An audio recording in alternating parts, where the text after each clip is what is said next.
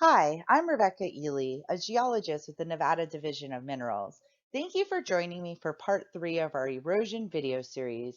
Last time we explored the concepts of weathering and erosion by looking at how wind can break and transport rocks. During the previous videos, we learned that weathering is the process of big rocks breaking into smaller rocks called sediment. We also learned that there are three types of weathering: biological weathering, chemical weathering, and the type that we have been focusing on, mechanical or physical weathering. We also know that erosion is the process that moves or transports the sediment away from the place of weathering, and that it is always mechanical. So far in the erosion video series, we have explored how waves in oceans and lakes contribute to weathering and erosion. We also discovered how sediments can be picked up by the wind and cause erosion. We know now that although wind is an effective agent of erosion, water is more powerful. Today we are going to learn about fluvial erosional processes. Fluvial means of or found in a river. What does it mean to say of the river?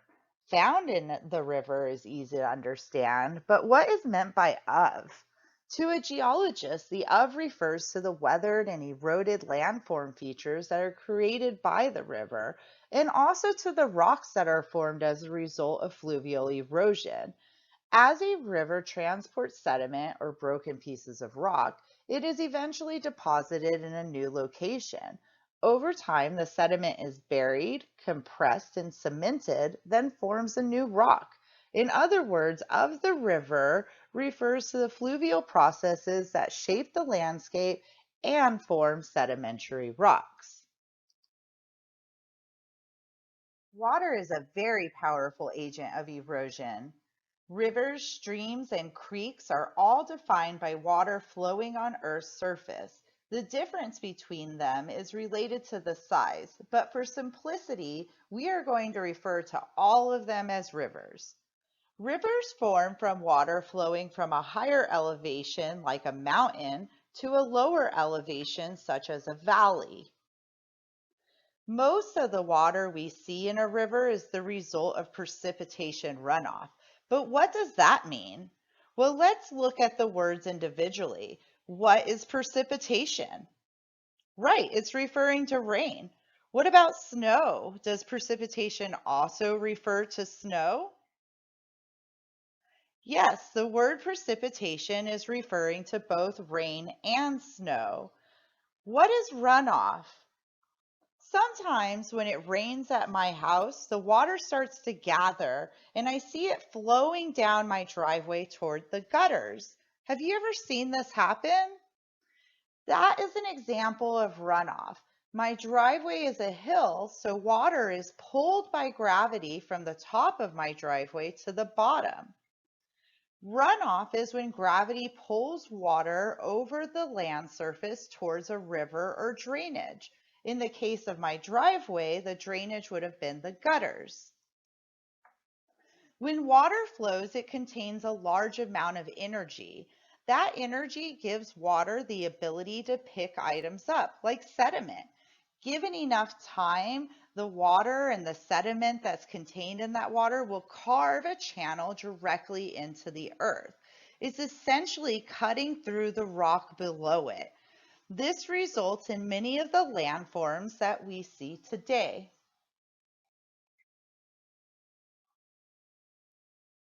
The graph we see here is called a Joule-Strum diagram. This diagram shows the relationship between how fast the water is moving and the size of the sediment.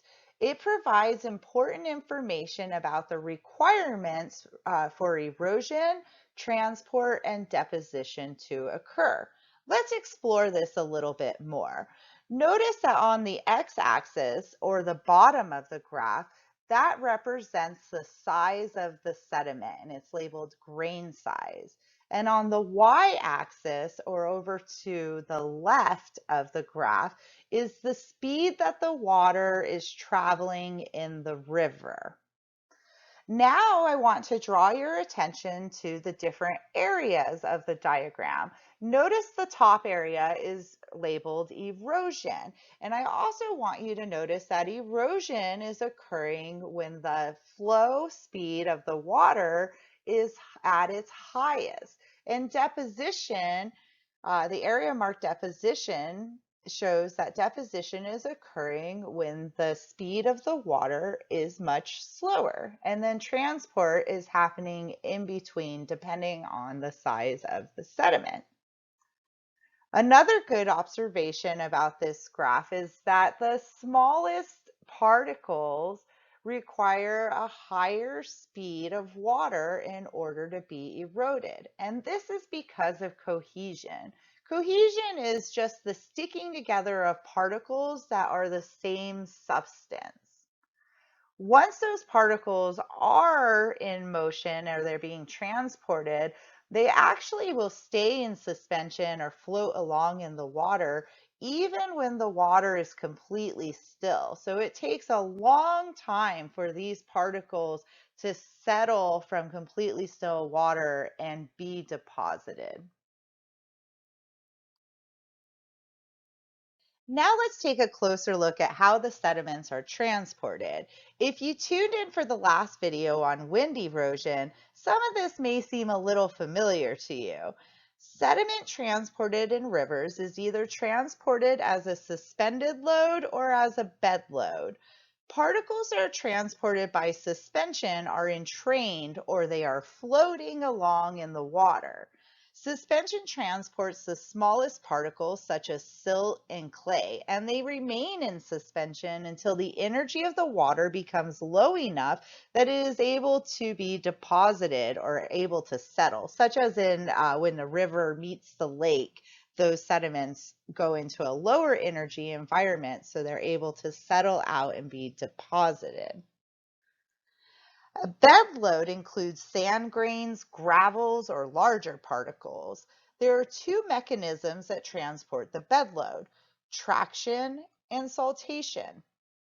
With traction, particles slide or roll while maintaining continuous contact with the riverbed. Particles transported by saltation skip or jump along the riverbed. There are two erosional processes taking place during the sediment transport: attrition and abrasion. Do these terms sound familiar? That's right. These processes also occur during erosion. Remember, attrition refers to particles bumping into each other, breaking the sediment to even smaller pieces. And abrasion is the wearing down of surfaces by grinding action. Have you ever picked up a rock from a river or a stream and observed how smooth and rounded it was? Then you've seen the result of these erosional processes.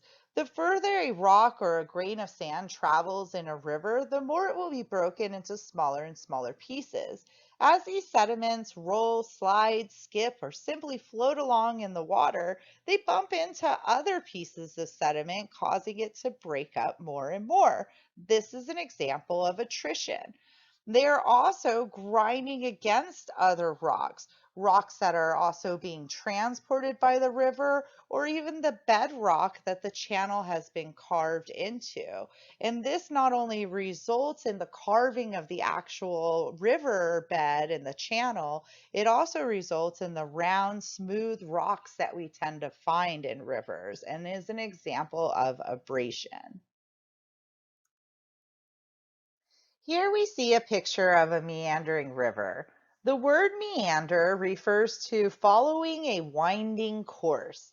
The bends that we see in the river are meanders. Rivers tend to change over time because water is always looking for the easiest path to take, the path with the least amount of resistance. So as erosion and deposition occur, that path sometimes changes. Thinking back to earlier in the lesson, do you think that erosion is occurring where the water is moving its fastest or its slowest? That's right. Erosion is occurring where the water moves the fastest. Water in a meandering river travels at its fastest speed along the outside of the curve or the meander. This results in the formation of cut banks. So the red arrows are pointing to the cut banks where erosion is occurring. In other words, the river is wearing away the land surface and actually cutting into it. So if you look really closely, you can see that if you were actually in the river, you would have to walk uphill onto the land because that river is cutting away at the land. So, if erosion is occurring where water is moving its fastest, where do you think deposition is occurring? In other words, where are the rocks and smaller sediments able to settle out of the water and start to build up? Right, where the water is moving at slowest speed. For a meandering river, the slowest water flowing is along the inside of the meanders. The yellow arrows point to locations along the river experiencing deposition. This is an area where the water is moving slow enough where some of the smaller pieces of sand and gravels are able to settle out of the water and actually be deposited. This picture is a really great example of meandering rivers because not only can we clearly see the cut banks, but we can also see the point bars that are formed through deposition. Now it's time to start gathering your supplies. You can either print the accompanying worksheet or you can just use a plain piece of paper and answer all of the questions. You'll also need a pencil. So pause your video and grab a pencil and the worksheet or piece of paper, and I'll see you in just a minute. Before we get started, let's take a moment to go over the worksheet. We're going to be using the same worksheet for the first 3 videos in the series. The first thing we're going to do on the worksheet is identify the agent of erosion. In other words, what is causing the erosion? Is it water or is it wind? And we're going to circle our answer. The next part of the worksheet, we're going to draw a before picture in the box. I'm going to show you what our experiment, our erosion activity looks like before we run our model so that you can draw the landscape the way it looks before it's had erosion happen. After you draw the before picture, then you can form a hypothesis. A hypothesis is a prediction or an explanation that can be tested through a study or an experiment. In other words, it's a statement about what you think is going to happen. So I want you to write a hypothesis and tell me how you think the landscape is going to change from our model. After we've done these 3 parts of the worksheet, we will run the model. When the model is done, then we will draw an after picture. By drawing an after picture, we'll be able to compare it to our before picture and observe all the changes that have happened to our landscape. We'll also be able to review our hypothesis and answer our last question. Was your hypothesis correct? So, in other words, did the landscape change in the way that you expected? Or were you surprised by the results of our model? So you're just going to circle yes or no to whether your hypothesis was correct. We are going to use a stream table to model fluvial processes. Go ahead and pause the video and complete the first 3 parts of the worksheet. Identify the agent of erosion. Is it wind or is it water? Draw a before picture of our model and write a hypothesis or a statement about what you think is going to happen. Now let's turn on the stream table and observe how our landscape is going to change. There's a few observations I want you to make while the stream table is running. First, I want you to notice how the channels are forming. The water is cutting through our sand, forming these river channels. And as we continue to watch the video, you'll notice that the water will change course from time to time and carve out brand new channels in a different location of our land. If you look very closely at the river channels, you can witness sediment transportation. First, let's talk about the bed load that's being transported. If you look very closely, you can see particles that are rolling or sliding along the channel. There we are witnessing traction. Those sediments are being transported by traction. Also, we can see that some sediments are bouncing or skipping their way down the channel. So that is saltation. Finally, we have the particles that are being transported by suspension. Those are our finest grain particles, the silts and the clays. If you look to the right of the stream table where the water is collecting, notice how that water looks really dirty and foggy. Those are the sediments that are in suspension. So it's going to take a long time for that water to sit perfectly still in order for those finest grains to settle and finally be deposited.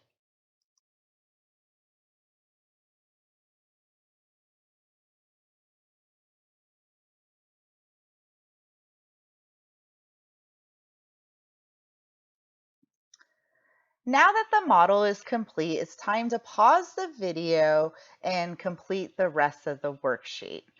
First, you're going to draw an after picture of our landscape. Make sure that you include all of the different channels that were carved out by the water. After that, compare your after picture to the before picture and review the hypothesis you wrote and answer the final question. Was your hypothesis correct? Did the landscape change in the way that you expected, or were you surprised by the results of our stream table? Thank you for joining me today for part 3 of our erosion video series. I hope you enjoyed today's activity on fluvial erosion. If you had fun doing this activity, make sure you give me a thumbs up. And if you have any questions, please feel free to email me at reely@minerals.nv.gov.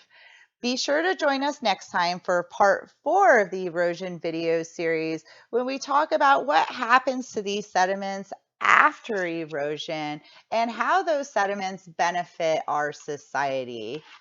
Thanks again, guys. See you next time.